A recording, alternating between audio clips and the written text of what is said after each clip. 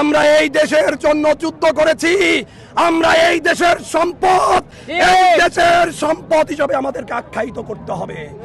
আমরা এতদিনে দেখতে পেয়েছি বিভিন্ন গ্রুপিং, এই গ্রুপিং বৈষম্যকে রক্ত দিয়ে স্বাধীনতা করেছি, যাতে আমরা কোনো গ্রুপিং এবং বৈষম্য না দেখি।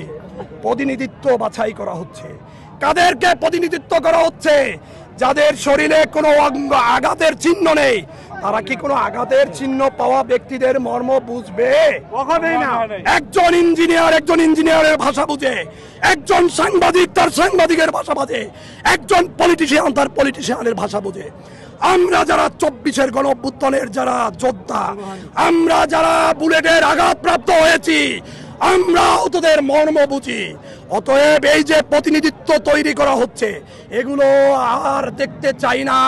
এই জন্য বলছি, 1 বছরে তারা আমাদের জন্য কিছু করেনি, সেভ এক্সিট ছাড়া তারা আমাদের জন্য কিছুই বয়ে আনতে পারেনি। দেশবাসী, প্রিয় আহত শহীদ পরিবার, সারা বাংলাদেশ, আপনাদের উদ্দেশ্যে বলছি, ঐক্যবদ্ধ ছাড়া কোনো বিকল্প নেই। কোন ষড়যন্ত্র কিন্তু সমাধান নয়।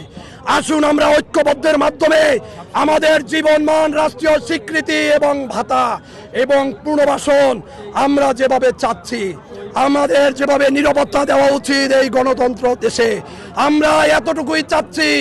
আমরা বড় কোনো আবদার আমাদের নেই। আমরা আজকে রাস্তায় দাঁড়িয়েছি। প্রিয় সহযোদ্ধাদের দেখছেন, কালকে রাত থেকে এই রাজপথে এখনো গেটের সামনে ভিক্ষুকের মতো দাঁড়িয়ে আছে। তারা কি অপমানিত হয় না? আমাদের রক্তের বিনিময়ে তারা ওই চেয়ারগুলো পেয়েছিল। এই তাদের কি কোনো যোগ্যতা ছিল এই সরকারে আসার মতো? কোন যোগ্যতা ছিল তাদের সরকারে আসার মতো? আমাদের রক্তের উপরে দাঁড়িয়ে তারা আজকে এই চেয়ারগুলো পেয়েছে। তাদেরকে আজকে এই রাস্তায় দাঁড়িয়ে করিয়েছে। এটি জাতির জন্য লজ্জা। প্রিয় সহযোদ্ধারা,